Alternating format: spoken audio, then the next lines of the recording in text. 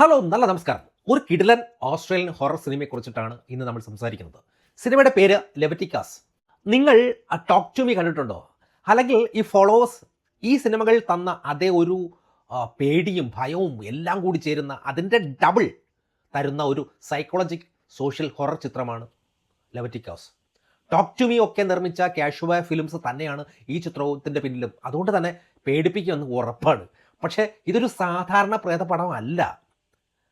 ശരിക്കും എന്താണ് ഈ സിനിമയുടെ കഥ എന്ന് നോക്കിയാൽ, നെയിം എന്ന് പറയപ്പെടുന്ന ഒരു കൗമാരക്കാരൻ, അവൻ അവൻ്റെ അമ്മയോടൊപ്പം ഓസ്ട്രേലിയയിലെ വളരെ പഴയ ഒരു ക്രിസ്ത്യൻ ഗ്രാമത്തിലേക്ക് വരികയാണ്. അവിടെ വച്ച് അവൻ റയാൻ എന്ന് പറയുന്ന ഒരു ആൺകുട്ടിയുമായി പ്രണയത്തിലാകുന്നു. പക്ഷേ ഇവരുടെ ബന്ധം അവിടെ വച്ച് അധികാരികൾ അറിയുന്നതോടുകൂടി കഥ മൊത്തത്തിൽ മാറുകയാണ്. ചർച്ചിലെ പാസ്റ്റർ ഇവരെ വിളിച്ചു വരുത്തി ഒരു വളരെ ബ്രൂട്ടലായിട്ടുള്ള ഒരു മതപരമായ ഒരു ആചാരത്തിന്, അതായത് നമ്മൾ പറയുന്ന ഒരു കൺവെർഷൻ തെറാപ്പി ഉണ്ടല്ലോ, അതിന് വിധേയമാക്കിയാണ്. ആ ആചാരത്തിന് ശേഷം ഇവരെ വേട്ടയാടാൻ ഒരു അദൃശ്യമായ ഒരു ശക്തി പുറപ്പെടുന്നുണ്ട്. ആ ശക്തിയുടെ പ്രത്യേകത എന്താണെന്ന് അറിയാമോ?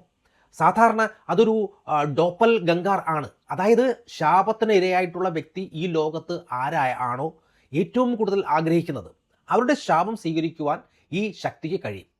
നിങ്ങൾ സ്നേഹിക്കുന്ന വ്യക്തി ഒരുപക്ഷെ നിങ്ങളുടെ മുൻപിൽ വന്ന് നിൽക്കുമ്പോൾ അത് നിങ്ങളുടെ കാമുകനോ അതല്ലെങ്കിൽ മറ്റാരെങ്കിലും ഒക്കെ ആയിരിക്കും. അത് നിങ്ങളെ കൊല്ലാൻ വന്ന പ്രേതമാണോ എന്ന് തിരിച്ചറിയാൻ പറ്റാത്ത അവസ്ഥ. ചിന്തിച്ചു നോക്കൂ, എത്ര ഭയപ്പെടുത്തുന്ന സിറ്റുവേഷനാണ്. ശരിക്കും പറഞ്ഞു കഴിഞ്ഞാൽ മലയാളത്തിലെ ഭൂതകാലം പോലുള്ള സിനിമ നൽകുന്ന ഒരു സാധനമില്ലേ, അതേ സാധനമാണ്. കൂടുതൽ ഒന്നുമില്ല, ഒരു വീട്ടിനകമാണിത്.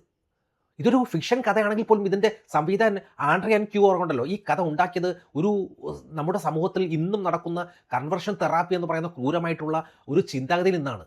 ഒരു സ്വർഗാനുരാഗി തൻ്റെ ജീവിതത്തിൽ അനുഭവിക്കേണ്ടി വരുന്ന ഏകാന്തത, സ്വയം വെറുപ്പ്, ഭയം എന്നിവയ്ക്കാണ് സംവിധാനം കൂടുതൽ സിനിമയിൽ ഒരു അദൃശ്യമായ പ്രകടനത്തിന് രൂപം നൽകിയിരിക്കുന്നത് തന്നെ. പ്രശസ്തമായ ഗെറ്റ് ഔട്ട് സിനിമ ബ്ലാക്ക് കമ്മ്യൂണിറ്റിക്ക് എന്തായിരുന്നോ അതുപോലെ തന്നെയാണ് ക്യൂർ കമ്മ്യൂണിറ്റിക്കും ഹൊറർ സിനിമകളുടെ ലോകത്ത് അഭിമാനത്തോടു കൂടി ചൂണ്ടിക്കാണിക്കാൻ പറ്റുന്ന ഒരു നാഴികക്കല്ല് തന്നെയാണ് ലെവറ്റിക്കാസ്.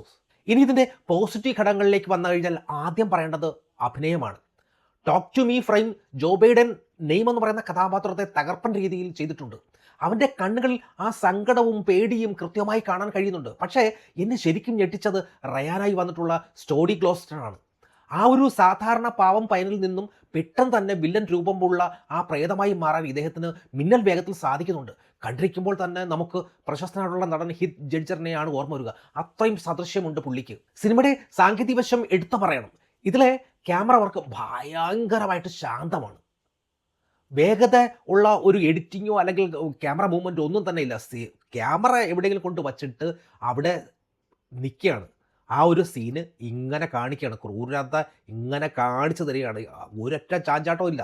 ക്യാമറ അവിടെ സ്റ്റാൻഡിൽ ട്രൈപോഡിൽ ഇട്ടിട്ട് അവരവിടെ ക്യാമറയുടെ മുമ്പിൽ പോയി പെർഫോം ചെയ്യണം. ക്യാമറ ഓടുന്നുമില്ല, ചാടുന്നുമില്ല, ജിം ഷോട്ടും ഇല്ല, പിന്നെ ഡ്രോൺ ഷോട്ടും ഇല്ല, അങ്ങനെ ഒരു ഷോട്ടും ഇല്ല.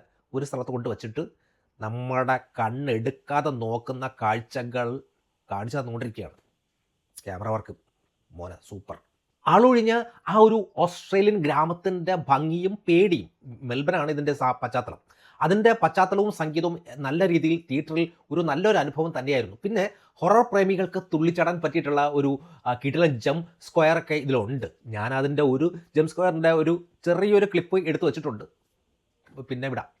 എന്ന് വെച്ച് ഇതൊക്കെ പോസിറ്റീവ് പറയുമ്പോൾ പോലും ഇതിൻ്റെ പോരായ്മകൾ എന്ന് പറയുന്നത് 86 മിനിറ്റേ ഈ സിനിമയുള്ളൂ. അതുകൊണ്ട് തന്നെ പ്രധാന കഥാപാത്രങ്ങൾ തമ്മിലുള്ള ആ ഒരു പ്രണയത്തിൻ്റെ ഒരു ഡെപ്ത് കുറച്ചുകൂടി കാണിക്കാമായിരുന്നു എന്നുള്ളതാണ്.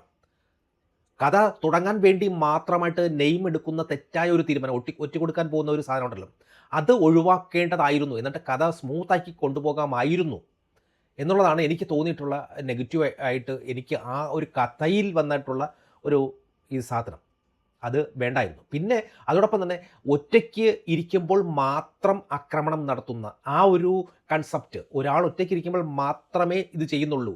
രണ്ടുപേരും ഒരു റൂമിലുണ്ടെങ്കിൽ ഒരു പ്രശ്നമില്ല, അമ്മയും മോനും ഉണ്ടെങ്കിൽ ഒരു പ്രശ്നമില്ല. പക്ഷേ ഒറ്റയ്ക്കാകുമ്പോൾ മൊത്തത്തിൽ പണി പാളുന്നു എന്നുള്ളത് ഭയപ്പെടുത്താൻ വേണ്ടി മാത്രമുള്ള ഒരു സാധനമായിട്ട് എനിക്ക് അങ്ങനെ തോന്നി. കഥയിൽ അത് ഒന്നുകൂടി ശ്രദ്ധിച്ചിരുന്നുവെങ്കിൽ സ്വല്പം കൂടി ഗംഭീരമാകുമായിരുന്നു എന്ന് എനിക്ക് തോന്നി. എങ്കിൽ പോലും സിനിമയുടെ ആ ക്ലൈമാക്സ് വലിയൊരു പിന്നെ മനസ്സിലൊരു എന്താ പറയുന്ന, ഉള്ളിലൊരു ചെറിയൊരു പ്രതീക്ഷയുടെ വെളിച്ചം ബാക്കി വെച്ചിട്ടാണ് സിനിമ അവസാനിക്കുന്നത്. സ്വന്തം വ്യക്തിത്വം തുറന്നു പറയാൻ പോരാടുന്ന ഓരോരുത്തർക്കും ഇതൊരു വലിയ അനുഭവമായിരിക്കും ഈ സിനിമ. അതുകൊണ്ട് തന്നെ വെറുമൊരു മസാല ഹൊറർ പടം പ്രതീക്ഷിക്കാതെ നല്ലൊരു സൈക്കോളജിക് സോഷ്യൽ ത്രില്ലർ കാണാൻ ആഗ്രഹിക്കുന്നവർക്കാണെങ്കിൽ കണ്ണും പൂട്ടി തിയേറ്ററിൽ പോയിരുന്ന് ഈ സിനിമ ആസ്വദിക്കാൻ പറ്റും എന്നതിൽ ഒരു യാതൊരു സംശയമില്ല. അപ്പോൾ നിങ്ങൾ ഈ സിനിമ കണ്ടവരാണെങ്കിൽ നിങ്ങളുടെ അഭിപ്രായങ്ങൾ കമൻറ്റ് ബോക്സിൽ രേഖപ്പെടുത്തുക. ഈ സിനിമ ഇന്ത്യയിൽ റിലീസായിട്ടുണ്ടോ എന്ന് എനിക്കറിയില്ല. ഈ ആഴ്ചയിൽ കോളനിയും വേറൊരു സിനിമയും മാത്രമാണ് ഇന്ത്യയിൽ റിലീസായിട്ടുള്ളത്. അപ്പോൾ കണ്ടവരാണെങ്കിൽ നിങ്ങളുടെ അഭിപ്രായങ്ങൾ രേഖപ്പെടുത്തുക. കാണാത്തവർ തിയേറ്ററിൽ വരുമ്പോൾ നിങ്ങൾ തീർച്ചയായും കാണുക. ഇത് നല്ലൊരു ഡിഫറൻ്റ് ആയിട്ടുള്ള ഹൊറർ മൂവി ആയിട്ടാണ് എനിക്ക് ഫീൽ ചെയ്തത്. അപ്പോൾ നിങ്ങളുടെ അഭിപ്രായങ്ങൾ എന്തായിരുന്നാലും രേഖപ്പെടുത്തുക.